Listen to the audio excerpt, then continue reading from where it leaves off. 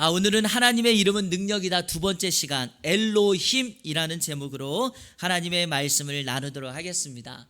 지난 주일부터 하나님의 이름은 능력이다 라는 주제로 성경에 등장하는 하나님의 이름에 대한 말씀을 살펴보고 있습니다. 지난 주일에는 전체 개관의 말씀으로 우리가 하나님의 이름을 불러야 될 이유에 대해서 시편 20편 말씀을 중심으로 살펴보았습니다. 기억나시죠? 성도의 삶에는 크고 작은 문제와 환난을 만나기 때문에 그때 그 문제를 해결하기 위해서 우리는 하나님의 이름을 불러야만 한다고 말씀을 드렸습니다. 하나님의 이름을 부르고 찾는 것이 그 문제를 해결하는 가장 좋은 방법, 다른 의미에서는 유일한 방법이기 때문입니다. 그래서 잠언 18장 10절은 이렇게 말씀합니다. 여호와의 이름은 견고한 망대라. 의인은 그리로 달려가서 안전함을 얻느니라. 여호와의 이름이 우리의 견고한 망대이기에 하나님의 이름은 어떠한 상황에서도 우리에게 흔들림이 없는 안식처, 보호처, 그리고 견고한 망대가 될 것입니다. 현재 수도권을 중심으로 코로나19의 빠른 확산으로 인해 정부는 서울, 경기, 인천 지역에 사회적 거리두기 2단계를 발동했습니다. 그 결과 저희 교회를 비롯한 수도권 교회들이 현장에서 예배를 드리지 못하고 저희 교회처럼 이렇게 온라인으로 영상 예배를 드리게 되었습니다. 예안교회 담임 목사로서 마음이 매우 무겁고 특별히 개척교회인 저희 교회 상황을 고려한다면 마음 한켠에 섭섭한 마음마저 들기도 합니다. 그러나 여러분, 그럼에도 불구하고 이 모든 상황과 시간이 하나님의 강력한 섭리 속에 있음을 여러분 꼭 기억하시고 원망과 불평을 하기 전에 감사와 기도함으로 하나님 앞에 이 시간을 잘 견뎌나가기를 부탁드립니다. 그리고 오늘 영상으로 예배 드리시는 우리 예안의 모든 성도님들은 개인적인 삶을 돌아보면서 두 가지의 것을 하십시오. 하나는 우리가 이제까지 감사하지 못했던 것이 무엇인가를 돌아보며 작은 것에 감사의 고백을 드리시고, 두 번째, 다른 한편으로는 내가 이전에 더 열심히 신앙생활하지 못한 것에 대한 자성의 시간을 갖는 귀한 시간을 갖기를 부탁드립니다. 코로나19가 창궐하는 이때 하나님의 이름에 관련된 말씀을 나누는 것은 저는 하나님의 예비하심이라고 믿습니다. 왜냐하면 힘들고 어려운 때일수록 우리가 신뢰하고 의지해야 될 분은 하나님, 바로 그 하나님의 이름이기 때문입니다. 그래서 여러분, 지난 시간에 시편 20편 말씀을 통하여 여러분들에게 나누었던 말씀 7절 8절 우리 다 같이 한번 읽어보겠습니다. 가정에서도 함께 큰 소리로 합동하면 좋겠습니다. 어떤 사람은 병거, 어떤 사람은 말을 의지하나 우리는 여호와 우리 하나님의 이름을 자랑하리로다. 그들은 비틀거리며 엎드려지고 우리는 일어나 바로 서도다. 아멘. 지난 한 주간 이 하나님의 이름을 자랑하며 신뢰하며 사셨으리라고 믿습니다. 자, 이제 오늘은 우리가 그 하나님의 이름 가운데 처음으로 살펴볼 이름, 바로 엘로힘에 대한 말씀을 나누도록 하겠습니다. 성경의 첫 장을 열면 창세기가 나오고 창세기 1장 1절은 다음과 같이 기록되어 있습니다. 태초에 하나님이 천지를 창조하시니라. 성경에 처음으로 등장하는 하나님이 바로 엘로힘이라고 하는 이름입니다. 그러니까 창세기 1장 1절은 태초에 엘로힘이 천지를 창조하셨다라고 바꿀 수 있습니다. 그러므로 성경에 처음으로 등장하는 그 하나님은 바로 우리가 신뢰하고 기억하고 인정해야 될 하나님의 이름입니다. 그 엘로힘은 바로 창조주입니다. 우리가 오늘 기억해야 될 엘로힘 하나님은 바로 창조주 하나님이십니다. 엘로힘은 구약 성경에 약 2600여 번이 사용되었습니다. 그리고 독특한 것은 창세기 1장에서만 32번이나 이 엘로힘이 사용되었습니다. 이 엘로힘이라고 하는 단어는요, 엘 아니면 엘로하라는 단어와 임이라는 단어의 합성어입니다. 엘로하, 이 뜻은 전능한, 강한, 전능한 하나님, 또 신들이라는 이름의 뜻을 가지고 있습니다. 그러니까 여러분, 하나님을 엘이라고만 해도 의미가 됩니다. 그래서 성경은 엘이라는 말을 사용하면서 하나님의 이름을 잘 사용합니다. 그런데 오늘 성경은, 히브리어는 이 엘이라고 하는 말에 임이라고 하는 복수 어미를 하나 갖다 붙였습니다. 이 임이라고 하는 뜻이 무엇인가? 세계 혹은 그 이상을 나타내는 복수 어미입니다. 그러니까 전미어예요. 그래서 엘이라는 말과 임이라는 말을 합쳐서 엘로힘, 이렇게 단어를 사용하게 된 것입니다. 그래서 학자들은 이 엘로힘이라고 하는 의미를 두 가지로 이렇게 이해합니다. 첫 번째, 엘로힘이라고 해서 복수 어미를 붙인 이유는, 엘로힘은 성부, 성자, 성령 삼위일체 하나님께서 이 창조 사역에 동참했다. 그래서 창조주 하나님을 엘로힘이라고 하는 복수형을 사용했다, 이렇게 해석합니다. 그런데요, 이것을 확증할 수 있는 것이 바로 창세기 1장 26절이죠. 여기에 보니까 하나님이 이르시되, 이 하나님이 엘로힘이거든요. 엘로힘이 이르시되 우리의 형상을 따라 우리의 모양대로 우리가 사람을 만들고, 우리라고 하는 복수 형태를 사용한 것은 바로 엘로힘, 이 의미를 강조하기 위함이다라는 것이죠. 자, 엘로힘의 두 번째 해석은 바로 이것입니다. 이거는 참으로 독특한 표현인데요, 성경, 구약 성경이 기록된 히브리어에는 문법을 해석하는 법칙 중에 위엄의 복수형, 장엄의 복수형이라는 게 있어요. 그게 뭐냐면, 일반 복수형이 아니라 세 개 이상의, 오늘 본문의 임이라는 단어처럼 이 단어를 사용해서, 이 단어를 사용하면 위엄의, 장엄의 단어, 그 의미를 사용한다는 것입니다. 때때로 혹자들은 이 의미를 잘못 이해해서 하나님은 여러 명이네 라고 말하는 사람이 있는데, 그것은 결코 옳은 해석이 아닙니다. 자, 신명기 6장 4절 앞절만 우리 같이 읽겠습니다. 시작. 우리 하나님 엘로힘 여호와는 오직 유일한 여호와시니. 하나님은 오직 유일한 여호와, 유일하다는 말은 하나라는 말입니다. 우리 하나님은 한 분이십니다. 그러기에 엘로힘이라는 단어를 사용했지만 창조주 하나님은 바로 우리가 믿고 있는 하나님 한 분입니다. 성경은 하나님께서 세상을 창조하셨다는 선언으로 시작합니다. 태초에 하나님이 천지를 창조하시니라. 여러분 기억해서 하셔야 합니다. 이것은요, 학설이나 가설이 아닙니다. 그래서 어떤 사람들은 이것을 학설처럼 생각해서 정말 하나님이 창조했는지 성경을 증명하려고 연구하는 사람이 있습니다. 하지만 성경은 그런 책이 아닙니다. 성경은 하나님이 세상을 창조했다라고 하는 선포로 시작하며, 하나님의 창조를 시작으로 그 창조주 하나님께서 이 세상과 역사를 어떻게 다루시고 그들을 섭리하고 계신지를 선언하는 하나님의 말씀입니다. 믿으십니까?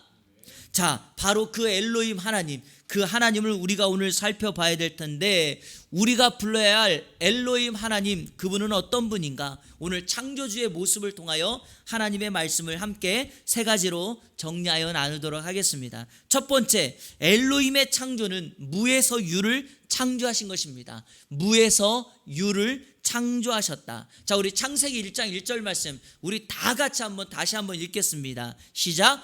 태초에 하나님이 천지를 창조하시니라. 아멘. 자, 이 1절에서 우리는 두 개의 단어에 집중해야 됩니다. 첫 번째는 태초, 두 번째는 창조하다라는 것입니다. 여러분, 히브리 말로 태초라는 것은 레시트라는 말인데, 이 말의 뜻은 처음, 시작, 첫째, 최상, 첫것, 이런 뜻을 가지고 있습니다. 그러니까 태초에라는 말은 이 역사의 모든 것이 시작됨을 알리는 말씀입니다. 하나님께서 세상을 창조하심으로 시간과 공간과 장소의 모든 것이 시작했다는 것입니다.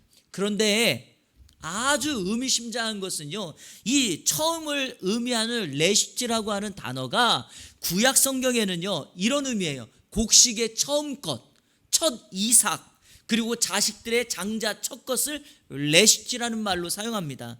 여러분, 레시트라는 말을 쓸 때는요, 항상 그 첫 것이 신약 성경에서 상징하는 게 무엇인지 아십니까? 바로 예수 그리스도입니다. 그래서 처음 것은 예수 그리스도를 상징하기에 어떤 구속학자는 하나님께서, 엘로힘 하나님께서 태초에 천지를 창조하셨다라고 하는 성경의 그 시작은 바로 신약 성경까지 연결되는 예수 그리스도를 염두에 둔 하나님의 역사다라는 것을 말씀합니다. 그것을 지지하는 말씀이 있습니다. 자, 골로새서 1장 16절 17절 우리 자막을 보시면서 다 같이 읽겠습니다. 시작. 만물이 그에게서 창조되되 하늘과 땅에서 보이는 것들과 보이지 않는 것들과 혹은 왕권들이나 주권들이나 통치자들이나 권세들이나 만물이 다 그로 말미암고 그를 위하여 창조되었고 또한 그가 만물보다 먼저 계시고 만물이 그 안에 함께 섰느니라. 아멘. 16절과 17절에서 강조하고 있는 그라고 하는 인칭대명사는 바로 예수 그리스도입니다. 그러니까 예수 그리스도로 말미암아 예수 그리스도를 위하여 온 세상이 창조되었다라고 말씀합니다. 사랑하는 여러분, 태초에 하나님이 천지를 창조하셨습니다. 자, 우리가 또 하나 집중해야 될 단어는 바로 이 창조하다라는 단어입니다. 여러분, 창조하다, 만들다라는 단어는 우리 한국말에도 여러 가지로 사용되고 히브리어도 몇 개가 있어요. 하지만 오늘 엘로힘 하나님의 창조를 말할 때는 바라라는 히브리어를 사용했는데 의도함이 있습니다. 왜냐하면 이 바라라는 말은 아무것도 없는 무에서 유를 창조해내는 작업입니다. 이것은 오직 하나님만이 할 수 있는 일입니다. 마치 아무것도 없는 공간에 하나님께서 무엇인가를 그 공간에 채워 넣는 것, 그러니까 천지창조의 역사는 무엇인가요? 아무것도 없는 그 공간에 하나님께서 말씀으로 우주와 지구와 모든 생명체를 채워 넣어서 무에서 유를 발아 창조하신 역사를 우리 엘로힘 하나님께서 이루셨다라고 하는 것입니다. 바로 그 엘로힘 창조주 하나님께서 태초에 천지를 창조하신 것입니다. 자, 그러면 여러분, 엘로힘 하나님께서 창조하신 것이 무엇이죠? 바로 6일 동안 그분은 첫째 날은 빛을 만드셨고, 자, 아시는 대로 한번 해보시겠어요? 둘째 날에는 궁창을 만들었죠. 셋째 날에는 식물을 만들었습니다. 넷째 날에는 하늘과 별과 달, 태양계를 만들었고요. 다섯째 날은 하늘의 새와 바다의 물고기를 만들었고, 여섯째 날은 동물과 사람을 창조하였습니다. 그런데 여러분, 하나님께서 창조하신 그 창조의 내용을 보면은요, 하나님께서는 무대를 만들고 그 무대 위에 내용물을 채운 것과 같습니다. 그래서 하나님의 창조를 우리는 이렇게 말합니다. 하나님의 창조는 질서의 창조다. 하나님은 질서의 하나님이다. 이렇게 부르는 것입니다. 하나님은 무작위로 아무렇게나 자기가 원하는 마음대로 뒤죽박죽으로 세상을 창조한 것이 아닙니다. 자, 이 창조의 순서와 이 모습을 보면 우리 하나님께서 질서의 하나님이라는 것을 알 수 있습니다. 첫째 날부터 셋째 날은 무대를 만들고요, 넷째 날부터 여섯째 날에는 그 무대를 채웁니다. 자, 설명 드려볼게요. 첫째 날 뭘 만들었죠? 빛을 만들었습니다. 그 빛을 가지고 넷째 날에 그 빛을 발하는 태양계를 만든 거죠. 태양과 별과 달을 만든 것입니다. 자, 둘째 날에 궁창을 만들었죠. 여러분 아시는 것처럼 이 궁창은 공간이라는 건데, 윗궁창을 뭐라고 부릅니까? 하늘, 아랫궁창을 바다라고 부릅니다.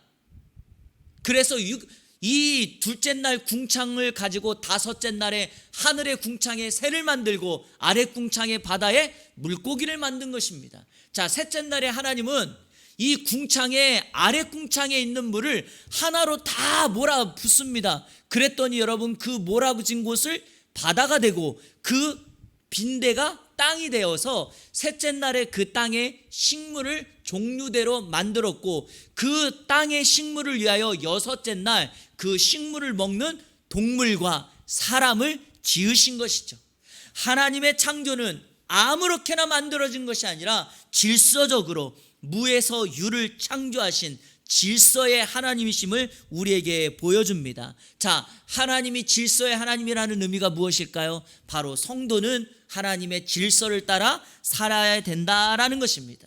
이 질서를 깨고 이 질서를 무시하면 그곳에는 반드시 무서운 일들, 끔찍한 일들, 사건이 일어나게 되어 있습니다. 자, 제가 여러분들께 한 가지만 짚고 넘어가려고 합니다. 우리나라 21대 국회가 개원을 했죠. 지난 6월 29일에 국회에서는 차별금지 법안, 포괄적 차별금지 법안이라고 하는 이 법안이 발의되었습니다. 자, 여러분 이거 보이시나요? 이게 국회에서 발의된 법안을 제가 전문을 카피해 놓은 것입니다. 자, 이 법안이 발의가 되었습니다. 여러분, 국회의원들은요 입법을 하는 사람이기 때문에 10명이 동의를 하고 사인을 하게 되면 법안을 발의할 수 있습니다. 자, 그런데 여러분, 법안이 발의됐다고 모든 게 다 통과되지는 않아요. 300여 명의 국회의원들이 찬성을 해줘야 되니까요. 자, 그런데 이 차별금지법 안에서 우리가 이 차별금지법을 반대하는 이유에 대해서 우리가 함께 살펴봐야 합니다. 왜냐하면 그 이유가 있습니다. 여러분, 사람을 차별하는 거 정말 잘못된 일이죠. 그래서 하나님은 사람을 차별하지 않습니다. 그런데 이 차별금지법 안에 있는 내용 중에 도저히 동의할 수 없고 납득할 수 없는 내용이 있기 때문에 그렇습니다. 제1장 총칙 제2조 정의에는 다음과 같은 내용이 되어 있습니다. 자, 이거를 다 읽을 수는 없기에 제가 한 가지만 제1번만 여러분에게 말씀드리도록 하겠습니다. 자, 여기에는 이렇게 되어 있습니다. 이 법에서 사용하는 용어의 뜻은 다음과 같다. 1. 자, 우리 1만 다 같이 읽겠습니다. 시작. 성별이란 여성, 남성, 그 외에 분류할 수 없는 성을 말한다. 이게 문제입니다, 여러분. 여기서부터 시작점이 있습니다. 남성, 여성 차별하면 안 됩니다. 장애인, 비장애인 차별하면 안 됩니다. 지역에 따라서, 학력에 따라서, 신분에 따라서 사람을 차별하면 안 됩니다. 하지만 이 법안에 있는 문제 가운데 가장 큰 문제가 바로 이 법안입니다. 이 정의. 왜냐? 성은요, 하나님은요 여성과 남성을 창조하셨죠. 그런데 여기는 뭐라고 말하는가? 그 외에 분류할 수 없는 성이 있다라는 거예요. 제3의 성, 이게 뭡니까? 중성입니까? 없죠. 창조주 하나님의 질서를 깨는 행위입니다.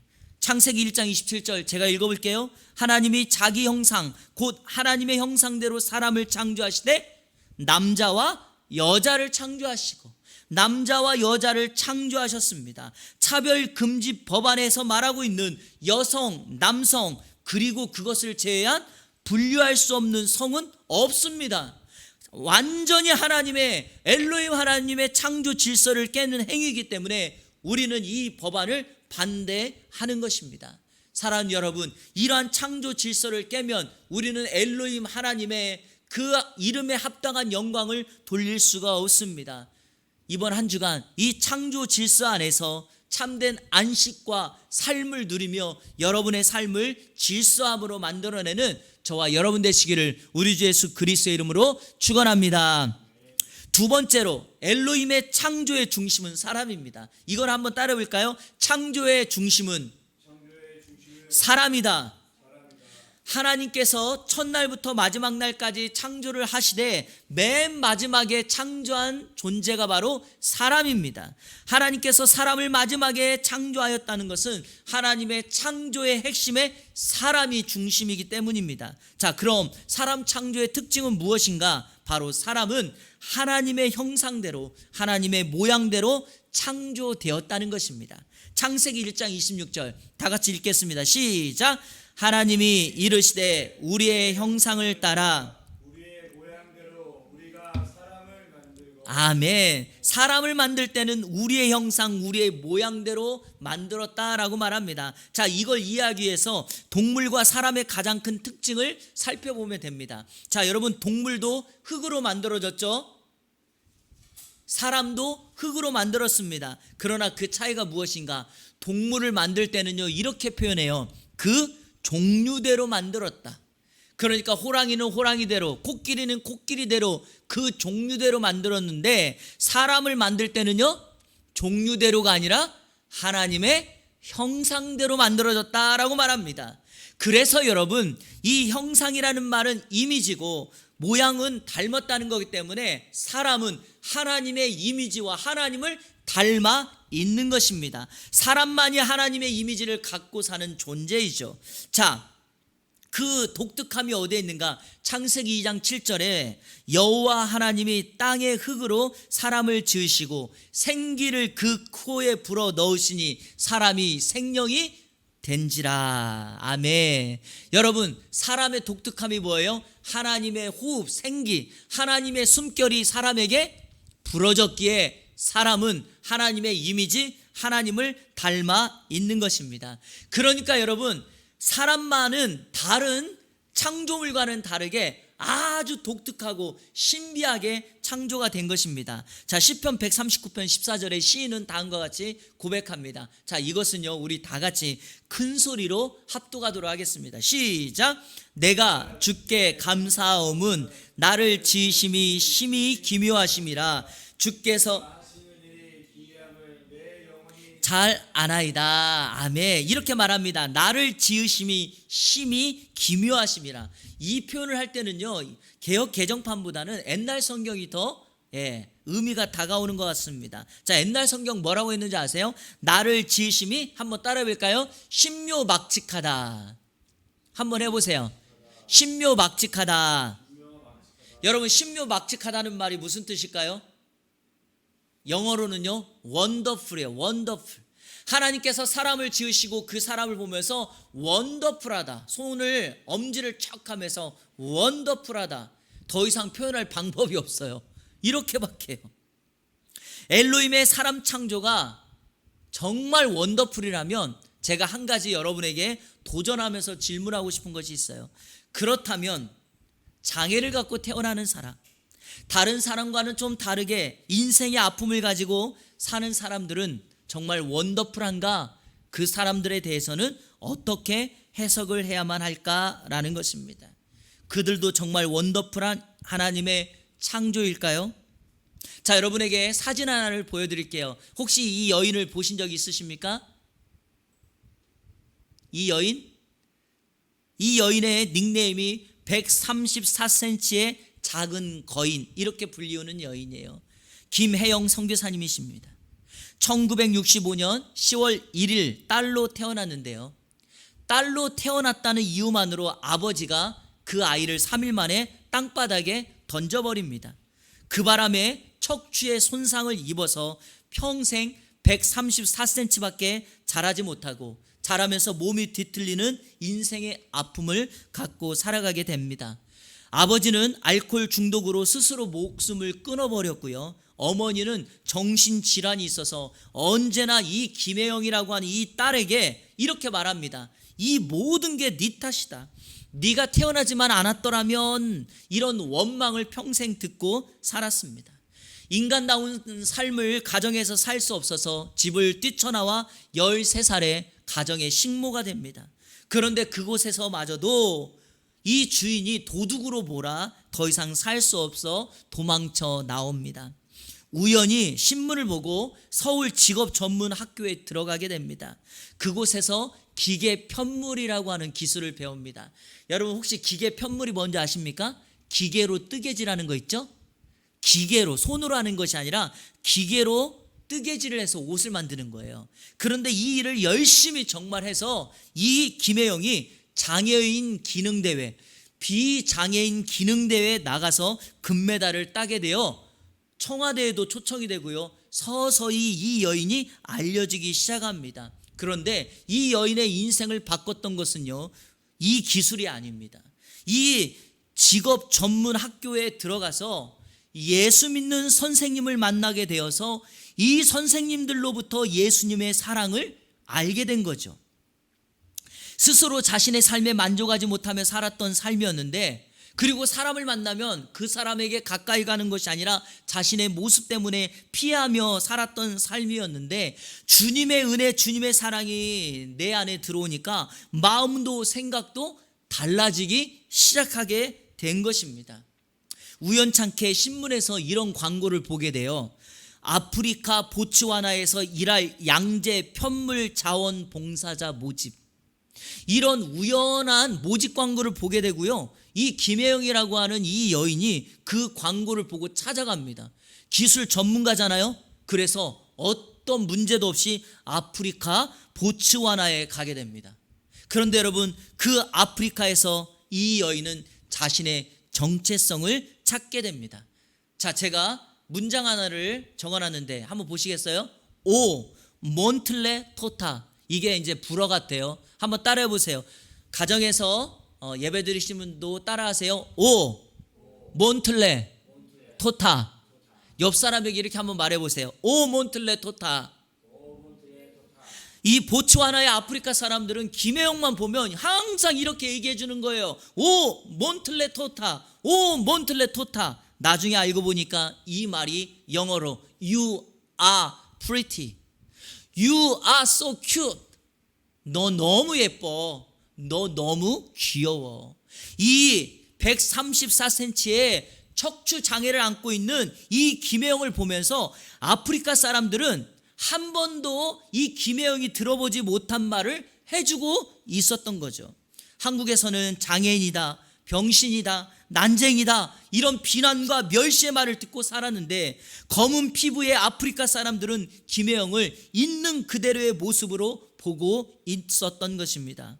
그런데 여러분, 이 여인의 이 이야기를 들으면서 편견과 차별 없이 김혜영을 바라보는 그 아프리카 사람들은 마치 창조주 엘로힘이 그 김혜영을 이 세상에 보냈을 때 어떤 차별과 편견 없이 그녀를 바라보는 아름다운 하나님의 창조물의 모습과 동일하지 않습니까? 바로 그러기에 오늘 하나님께서 이 김혜영이라는 여인을 통해서도 이렇게 이야기하는 거죠. 오 몬틀레 토타. 너는 나의 창조주다. 창조물이다. 너는 내 것이다. 이렇게 말하고 있는 것 아닙니까? 사랑하는 성도 여러분, 요즘 무엇 때문에 힘들어하시고 원망하시며 불평하며 사십니까?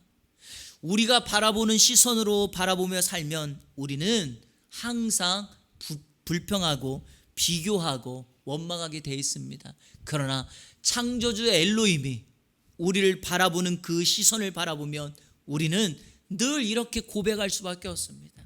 내 옆에 있는 배우자, 내 앞에 있는 자녀들을 보면서 우리는 동일하게 하나님의 음성처럼 오 몬틀레 토타. 너는 정말 하나님의 귀한 창조물이야.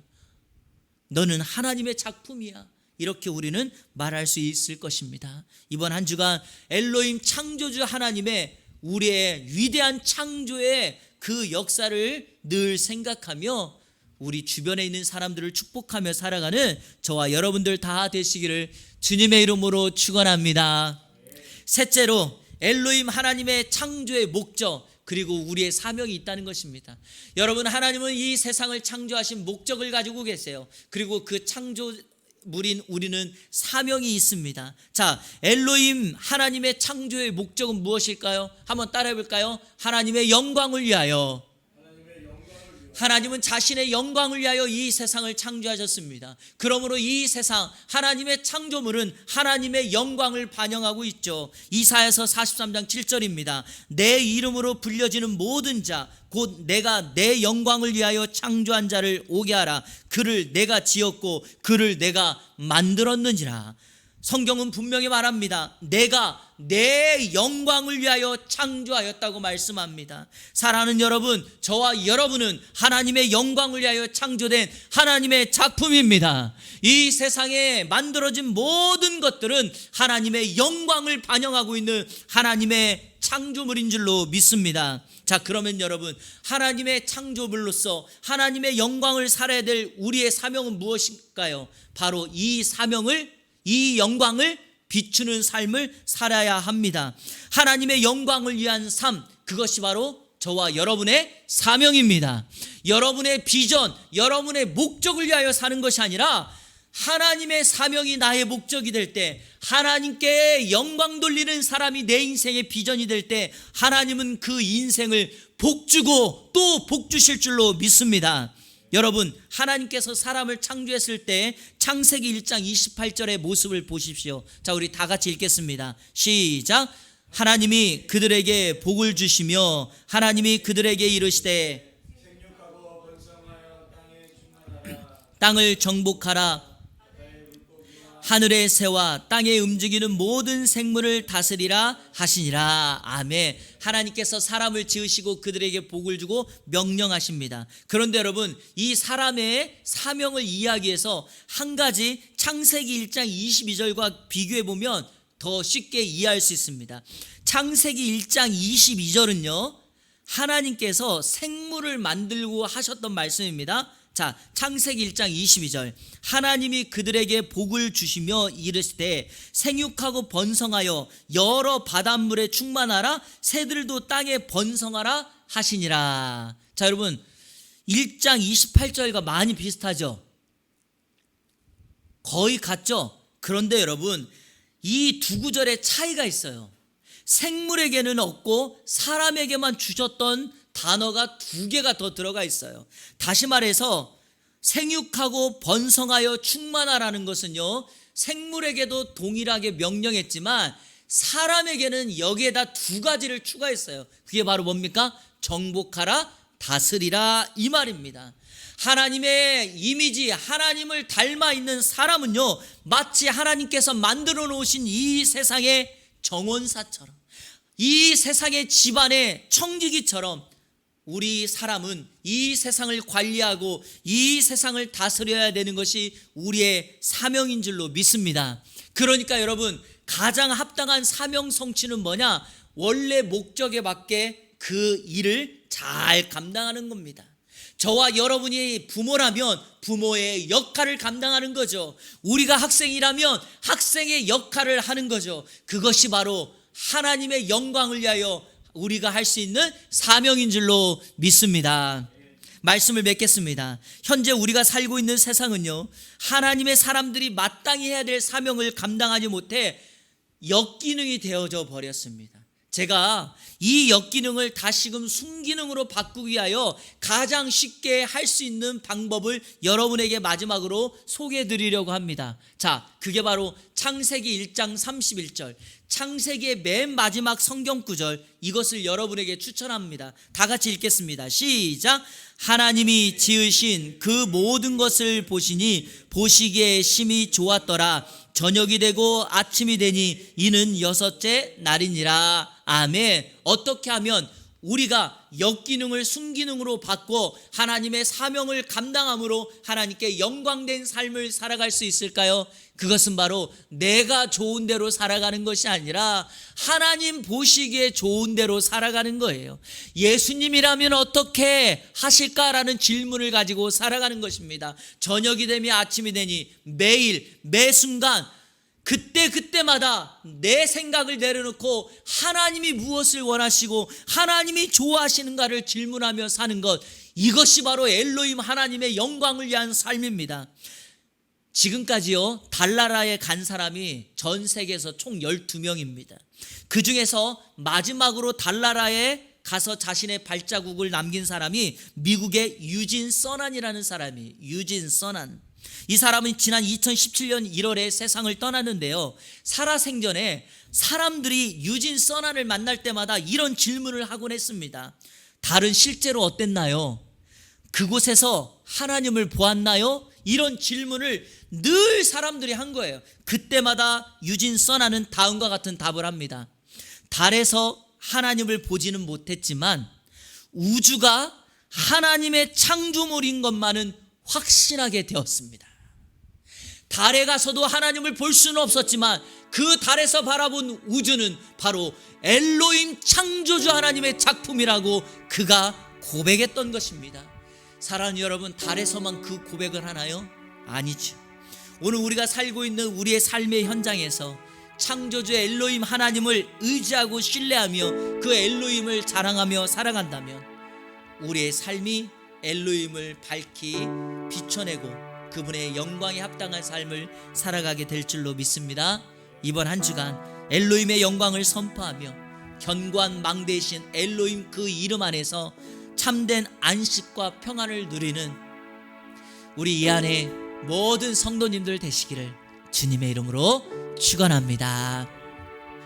우리 시간에 함께 찬양하겠습니다. 나의 안에 거하라. 나는 내 하나님이니 모든 환난 가운데 너를 지키는 자라. 두려워하지 말라. 내가 널 도와주리니 놀라지 말라. 내 손 잡아주리라. 후렴에 보면 이렇게 가사가 되어 있습니다. 내가 너를 지명하여 불렀나니 너는 내 것이라. 여러분, 하나님이 우리를 지으시고 이렇게 말합니다. 너는 내 것이다. 내가 너를 책임진다. 이번 한 주간 우리 주님 안에서 참된 안식을 누리며 엘로힘 창조주 하나님을 선언하는 저와 여러분들 되시기를 주님의 이름으로 축복합니다. 함께 찬양하며 나갑니다.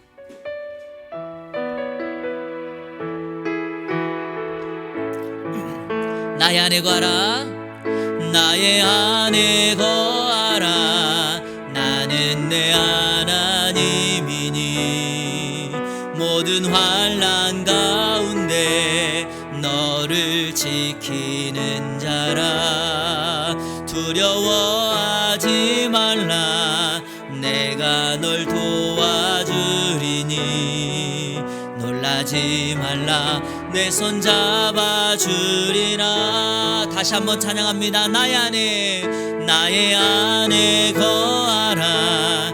나는 내 하나님이니 모든 환난 가운데 너를 지키는 자라. 두려워하지 말라. 내가 널 도와주리니 놀라지 말라. 내 손 잡아주리라. 내가 너를 지명하여 불렀나니 너는 내 것이라. 내 것이라. 너의 하나님이라. 내가 너를 보배롭고 존귀하게 여기노라. 너를 사랑하는 내 여호와라. 처음부터 다시 한번. 나의 안에 거하라. 나는 내 하나님이니 모든 환난 가운데 너를 지키는 자라. 두려워하지 말라. 내가 널 도와주리니 놀라지 말라. 내 손 잡아주리라. 내가 너를 지명하여 불렀나니 너는 내 것이라. 내 것이라. 너의 하나님이라. 내가 너를 보배롭고 존귀하게 여기노라. 너를 사랑하는 내 여호와라. 내가 너를 지명하여 불렀나니 너는 내 것이라. 내 것이라. 너의 하나님이라. 내가 너를 보배롭고 존귀하게 여기노라. 너를 사랑하는 내 여호와라. 아멘. 우리 시간에 함께 기도하겠습니다. 여러분 인생에 힘들고 어려움이 와도 엘로힘 창조주 하나님의 여러분을 향한 역사 그리고 여러분의 창조는 결코 바뀌지 않습니다. 우리 주님이 말씀하십니다. 너는 내 것이라. 여러분 그 작은 거인 김혜영이 주님을 만나고 자신의 정체성을 깨달았을 때 하나님의 외침, 오 몬틀레 도타, 너는 정말 귀엽다. 너는 나의 최고의 작품이다. 이렇게 시작을 하였던 것처럼 이번 한 주간 이 하나님으로 말미암아 여러분의 인생과 여러분의 가정과 여러분의 자녀들 인생 위에 가장 아름다운 하나님의 작품으로 살아가는 귀한 은혜가 있기를 바랍니다. 이 시간 배우자를 축복하십시오. 자녀들을 축복하고 부모를 축복하면서 너는 하나님의 작품이다. 너를 통하여 하나님의 나라가 확장될 것이며 너를 통하여 이 세대가 빛이 날 것이다. 이렇게 기도하며 축복해 주십시오. 우리 시간에 다 같이 통성으로 기도하며 나갑니다. 하나님 감사합니다. 오늘도 거룩한 주일을 구별하여 하나님께 예배합니다. 우리가 불러야 될 이름 엘로힘 창조주 하나님의 이름을 우리가 부릅니다. 우리를 창조하시고 질서 있게 만드시고 우리의 연약하고 흔들리고 무질서한 우리들에게 하나님의 창조의 역사를 통하여 우리를 질서 있게 하여 주시고 너는 내 것이다 나의 작품이다 우리를 축복하시고 복주심에 감사합니다. 비록 연약하고 정말 볼품없는 인생이라 할지라도 주님의 은혜 주님의 사랑이 우리의 심령에 들어오면 가장 아름답고 오 몬틀레 토타라고 하는 부름을 받았던 김혜영 선교사님처럼 우리 인생도 그렇게 빛이 나는 줄로 믿습니다. 오늘 우리가 찬양에 고백했던 것처럼 주님께서 우리를 보배롭고 존귀하게 만든 하나님의 작품인 줄을 아우니 하나님 이번 한 주간도 엘로힘 하나님의 이름을 부르며 나가게 하여 주옵소서. 그 이름 안에서 안식을 누리게 하시고 우리의 견고한 망대가 되어지게 하여 주옵소서. 이 시간에 우리의 사랑하는 배우자 사랑하는 부모님 사랑하는 자녀들을 축복합니다. 그들이 하나님의 최고의 걸작품임을 고백합니다. 하나님 그들의 인생을 축복하여 주옵소서. 우리의 자녀들을 축복하여 주옵소서. 내 배우자를 축복하여 주옵소서. 우리의 사랑하는 부모님을 축복하여 주옵소서. 아픔과 상처는 떠나가게 하시고 온전히 하나님의 영광을 빛내며 하나님의 작품에 합당한 삶을 이번 한 주간도 살아가는 우리 안의 공동체가 될 수 있도록 인도하여 주시옵소서. 코로나 바이러스가 속히 떠나가게 하시고 백신이 개발되게 하시고 우리 사랑하는 성도들과 함께 이곳에서 한 마음으로 예배할 수 있는 우리 안의 공동체가 될 수 있도록 인도하여 주시옵소서. 너를 사랑하는 여호와라고 우리 주님 말씀하였사오니 이번 한 주간 그 사랑을 마음에 새기고 심고 한 주간 승리의 삶을 살아가는 우리 모두가 될 수 있도록 인도하여 주시옵소서. 하나님 아버지 감사합니다. 엘로힘 창조주 하나님의 역사가 그리고 우리가 불러야 될 그 이름이 이번 한 주간에도 우리 입술과 삶을 통하여 불려지게 하여 주옵소서.